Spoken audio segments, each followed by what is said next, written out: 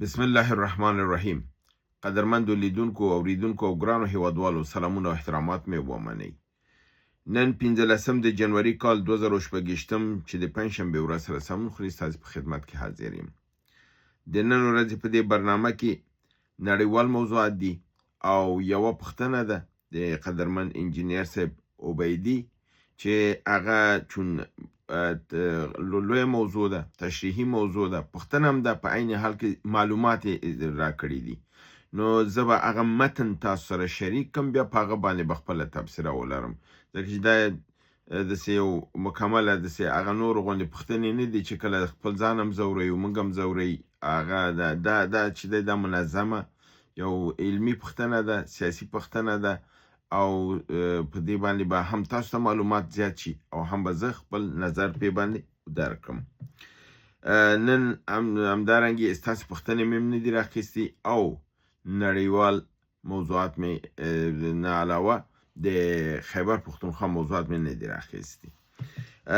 راځمه په نړیوال موضوعاتو کې غټ خبر دا دی چې زه د تیرو 2 هفتو کې 3 واقعې مې تاسو داسې خبر درکړ چې ایران د پاکستان نه هغه ډلې چې هغې ته اوښتلې او د ترهګرۍ لپاره اسلحې سره یو ډله خو یې په شا تنبولې وه، یو ډله وژلې وه، یو ډلې نه ډېر کافي اسلحه نیولې وه.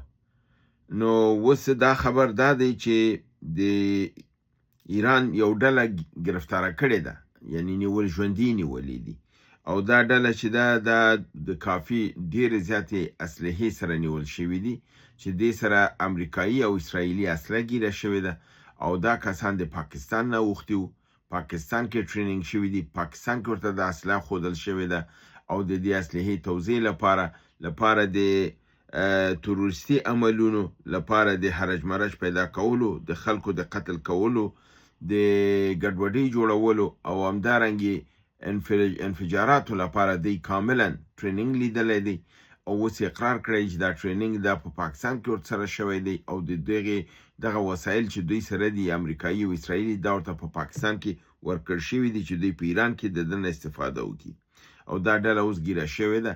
نو دغه ډېر یو لوی موضوع ده چې ایران باید دغه کسان دغه دوسیان نړیواله سطح وښیي چې د پاکستان په ترهګرۍ کې څومره لاس دی او دغه دومره دا واقعیت شوي دي. الحمدلله یو افغان تر اوسه نه دی نیول شوی چې ایران ته یا تاجکستان ته یا کوم بل ملک ته ګواښ کړي. پاکستان په موږ تهمت وایي او خپله ګیر راځي، دا چې خپله ګرفتاره کېږي ګیرېږي په دې باندې بیا دوی سترګې پټوي.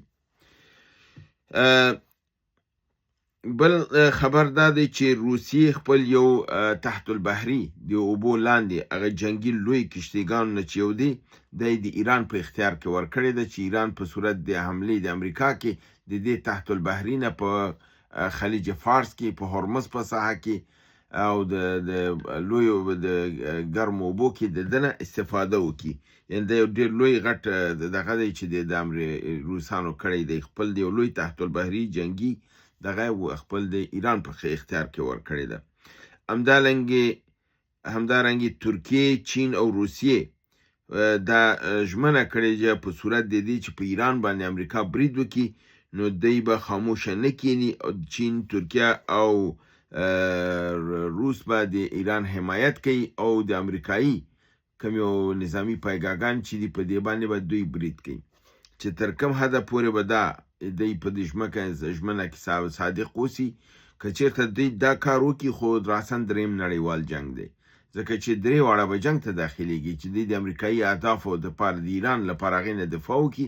نو د دې نه معلوم دا شو چې ایران، چین، روسیه، ترکیه دا یو طرف ته شو. چې دا یو طرف ته شو نو هلته به داسې اروپا او امریکا او دوی به اسرائیل به لاس یو کړي، نو قطبونه به شي او دا قطبونه به یو درېیم نړیوال جنګ خواته لاړ شي.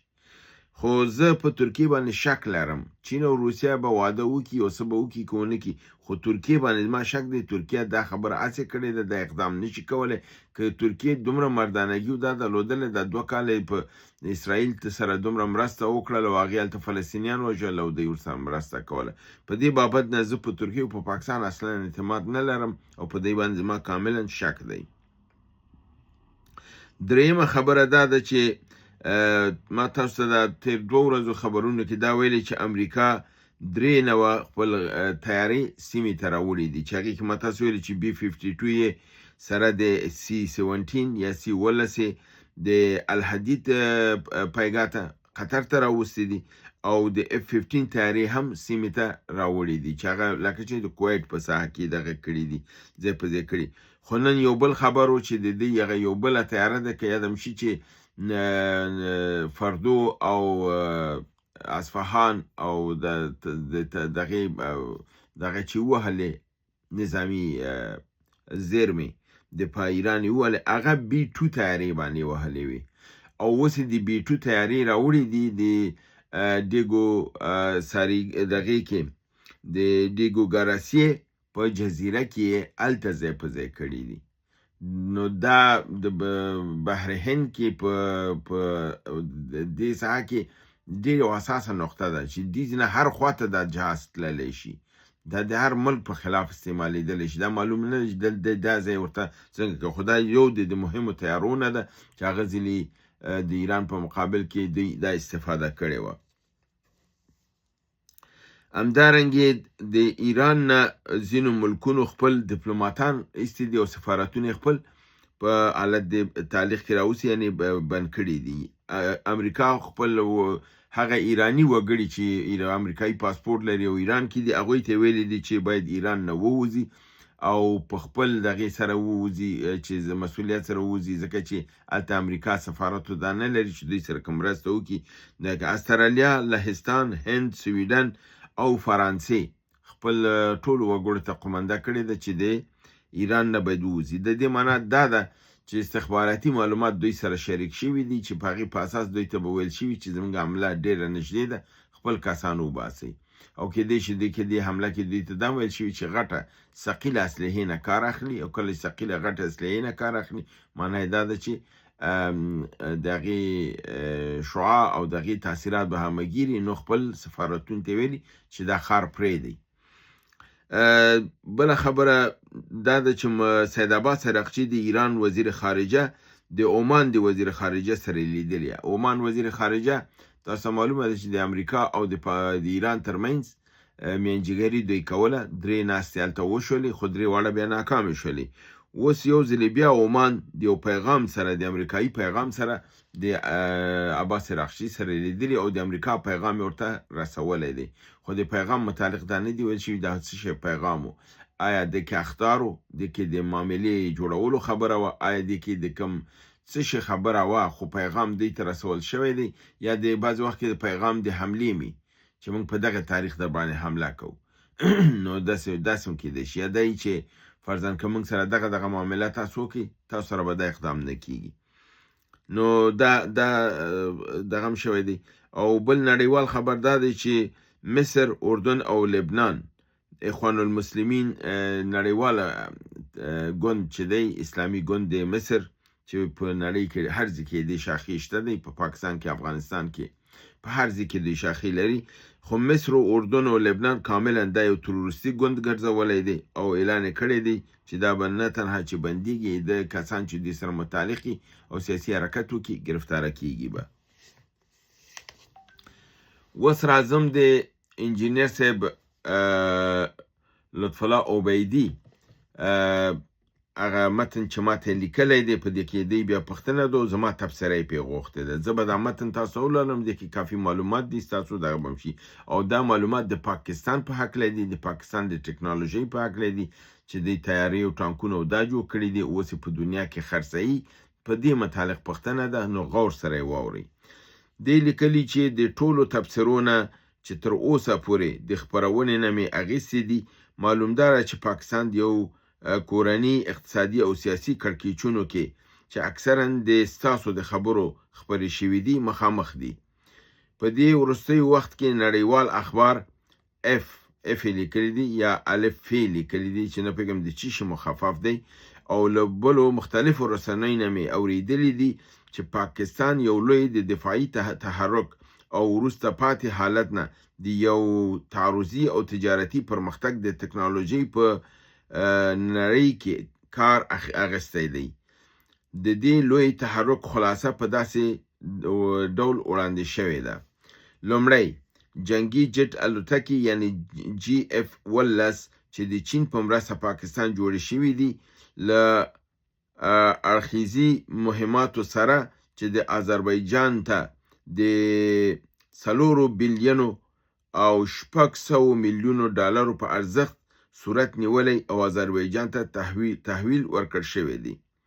دوهم د 4 بلیونو ډالرو 4 بلیونه نو یعنی 4,000 میلیونه 4 بلیونه ډالر په ارزښت جنگي جت الوتکې GF-17 قرارداد د سعودي عربستان سره شوی دی.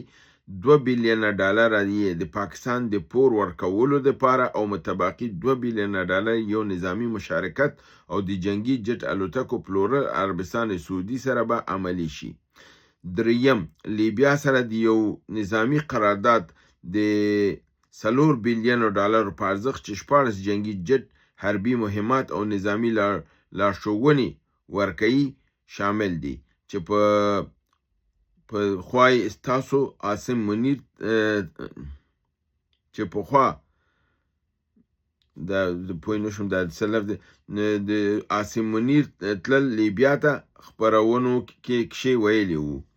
څلورم نظامی قرارداد چې په دې راتلونکي وخت کې بنګلادیش سره به ترسره ورسیږي. پنځم نظامی قرارداد به کې په دې ژر راتلونکي وخت کې معمار سره به ترسره ورسیږي. شپږم نظامی قرارداد چې په دې ژر راتلونکي وخت کې به د نایجیریا سره سرته ورسیږي. څلورم آیا پاکستان توانیدای شي چې دا لوی قراردادونه د شپږو ملکو چې اکثرا اسلامي ملکونه دي ځان یې د اقتصادي منجلاب نه وباسي. له بلې خوا امریکې د پاکستان د تضعیفولو لپاره لستوڼي اوچتولی دي تر څو چې اتوم بم ورځنې واخلي. له بلې خوا نه پاکستان په امریکې کښې د 100 میلیونو ډالر په ارزښت لابیګري کړې ده او کوي یې. د دې عمل ترسره کولو دپاره یو شمیر سناتوران او بل مخوري غړي خپل خواته راکاږلي دي. که امکان ولري غواړم چې په دې اوس مهال او راتلونکي وختونو کې د افغانستان موقف د پاکستان د داسې سوداګرۍ پرمختګ او فعالیتونو په اړه چې اسلامي ملکونو سره لوی قراردادونه کړي دي ستاسو نه واورم چې د افغانستان راتلونکي وضعیت څرنګه تحلیلوي.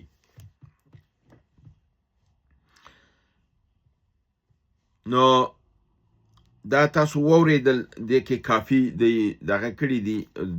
د نظر دا دی چې پاکستان که دا کار وکړي نو پاکستان خو د قرضونو نه موځي. بل دا دی چې پاکستان یو لوی نړیوال حیثیت پیدا کوي او دې منفي اغیزه به په افغانستان سي او آیا که دی دا کار وکړي دا امریکا به دې اجازه ورکړي که ونه کړي. یعنې په دې شي کې دی ډېر پوښتنې دغه دي خو زه به دا په لنډ توګه ډېر زر ځواب کړم. یو خو دا چې دا قراردادونه صرف په تیوري کې دي پراکټیکل نه دي. کوم ملکونو باندې چې پاکستان اسلحه واقعا خرڅه کړې ده تر ننه داسې نه چې پاکستان تر ننه اسلحه نه ده خرڅه کړې ده خو هغې نومونه دلته نه دي راغلي. پاکستان خالد ټانک چې دی دا عین په نواز شریف په وخت کې ترکیې په تېنه اخیستې دي ترکیې باندې خرڅ کړي دي. اندونیزیا تېنه اخیستې دي مالیزیا تېنه اخیستې دي. GF تندر او د براق تیاري چې دي دا تېنه اخیستل شوي دي. خو دې کې بل ټکی دا دی چې دا کوم قراردادونه چې اوس واده شوې ده آیا دې کې کوم یوې عملي کېدونکی دی نه دی. د معمار سره د قرارداد په دې نشي کېدلی چې معمار کاملا د هندوستان سره نږدېکیت لري. هلته د هندوستان فوز دی هلته د هندوستان اسلحه ده هلته د هغې ټرینینګ دی ډېر نږدېکیت لري معمار ځکه یو ضد اسلامي او مطلق هندو نظام لري نو د معمار خبره خو درسته نه ده. بل دا دی چې د لیبیا د هفتار سره چې کوم قرارداد شوی دی هغه واده ورسره امارات متحده کړې ده چې دا قرارداد تو که دا پیسې زه در کوم ته دا جنس ورکه دې ته نو اوس خو هغه د سعودي خواته پاکستان ځي، نو امارات به څنګه کدی چې مجرد د سعودي خواته ځي او امارات نه لرې کېږي، دا قرارداد په خپله فسخه دی، دا امکان نه لري.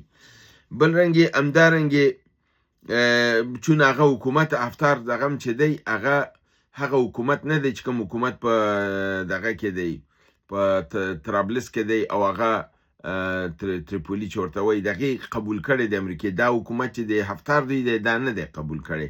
نو پاکستان دغه مخالف قطب ته تللی دی، د دې لپاره د امکانات کم ښکاري. همدارنګې دوی د بنګلادیش خبره کړې ده، د بنګلادیش کې چې انتخاباتو دي نه مسایل معلوم شي، نو هغې د پاکستان سره روابط فکر نه کوم ښه کړي، ځکه چې د هندوستان د فشار لاندې دي. همدارنګې نایجیریا باندې په دې نشي خرڅولی چې نایجیریا فعلا د امریکا د دغې لاندې ده، تعزیراتو لاندې ده، او هلته ممکن چې امریکا حمله وکړي، نو هلته هم د امکانات نشته چې پاکستان ده وکړي. لازم په خلاصه کې تاسو دا وایم، دا یو ښه خوب دی چې دوی ته ښودل کېږي، په عمل کې دوی دا کار نشي کولی او نه یې پرېږدي. بله یو لوی خبر او بل لوی راز تاسو ته دا وایم، د پاکستان اردو چې هر شی جوړوي او بیرون یې خرڅوي، د هغې 1 روپۍ د پاکستان دولت ته، د پاکستان حکومت ته ګټه نشته دی. هغه پیسه مطلقاً د جنرالانو جب ته ځي. دا چې دلته ویل شوي چې قرضونه پرې خلاص کړي، 1 روپۍ قرض پرې نه خلاصوي. که د 4 میلیارډو شی هم خرڅ کړي، 4 میلیارډ خپل جب کې اچوي، 1 روپۍ یې مرکزي حکومت ته نه ورکوي، د پاکستان حکومت حساب ته نه ځي. پاکستان حکومت د اردو نه د هغه پوښتنه نشي کولی. د ده نه نور په څومره وضاحت تاسو وایم، بنان که دا قراردادونه ټول عملیم شي، پاکستان ته یو ذره فایده نشته. دا د جنرالانو جب ته ځي، د جنرالانو د کېږي. او بل دا دی چې دا قراردادونه نشي پیاده کېدلی. درېیمه خبره دا ده، داسې لوی قراردادونه چې کله جوړیږي، تاسو هم د اوس اورئ اروپا کې چې تاسو واورېده چې فرانسې یوکراین ته واده وکړه چې دومره تیارې زه تا ته 100 تیارې درکوم. 100 تیارې ورته په آینده 10 کالو کې ویلي، دا فتن خو یې نشي ورکولی، آینده 10 کالو کې. همدارنګې میزایلونه چې فرضاً واده کېږي، اوس د امریکا میزایل چې دي چې په دغه کې استعمال کړل د اسرائیلو په ګټه باندې، چې یو دانه 12.5 میلیونه دی، هغه په ټول کال کې د ډېر محدود مقدار کې جوړیږي، ډېر زیات نه شي جوړولی. نو کله چې قرارداد کېږي، 10 کاله 15 کاله بعد قرارداد پیدا کېږي، عملي کېږي. نو خبره دلته ده چې دا کم قراردادونه 6 میلیارد 2 میلیارد ویل کېږي، دا داسې نه دی چې سبا ته دوی دا عملي کوي او دوی دا ورکوي پیسې اخلي. دا کلونه نیسي، 15 کاله نیسي. 15 کاله بعد دنیا به چیرته یو څه حساب به پاکستان به یو که به نه، دا بېله خبر ده. بنان په دې شي باندې نه سر دردوي، نه افغانستان ته دې نه کوم مشکل جوړېږي، نه د دې د خرڅون نه پاکستان ته کوم ګټه رسېږي. پاکستان چې داسې قرضدار دی، نور به هم قرضداره کېږي. 3 تریلیونه په همدې قرض کې همدا اردو یې ترېنه اخلي. دا اردو که دومره سمه صادقه اردو یې پاکستان ته، دا 3 تریلیونه باید خپل د مرکزي حکومت نه اخیستلی، ځکه د سمنټو فابریکې لري، د بورې فابریکې لري، د ډېر زیات تولیداتو فابریکې لري، نور ټانکونه جوړوي او تیارې جوړوي، میزایل جوړوي، دا ټول مارکیټ کې دي، دا خرڅوي. د دې پیسې چې دوی اخیستلې، دوی باید د حکومت مرکزي ته ویلې وای چې دا 3 تریلیونه ډېره لویه پیسه ده، دا د قرض نه پاکستان دغه کېږي، ځکه چې دا 3 تریلیونه ورته دی دا کېږي، خو دوی ترېنه هغه 3 تریلیونه اخلي او دا شیان هم په خپل ځان ته خرڅوي. د ده لپاره د ده نه افغانستان ته کوم خطر شته، نه کوم تشویش ورنه لرو، او نه د ده نه پاکستان ته کوم ګټه رسېږي، او نه پاکستان د خپل قرضونو نه خلاصېږي، بلکې پاکستان به ورځ تر بله په قرضونو غرقېږي، او امریکا چې کوم پلان ورته لري، هغه به اخر کې پرې تطبیقوي. هیله ده چې برنامه وګورئ، واورئ او شریکه کوي. ستاسو سبسکرپشن، ستاسو لایک کول، ستاسو زنګوله وهل، بل وهل، دا اړین دي. که تاسو څومره دا لایک کوئ چې دا زیاتو خلکو ته ورسیږي، او زموږ تاسو څومره مینوال چې دي خپل چینل ته راشي، ځکه چې هغه بل چینل چې له ګورانۍ شروع کړی هغه بند شو. انشاءالله امید دی چې هغه دوستانو هغه برنامه زما هلته لیدله، راشي خپل په چینل کې دا برنامه وګوري. په همدې هیله تاسو لوی پروردګار ته سپارم، وما علینا الا البلاغ.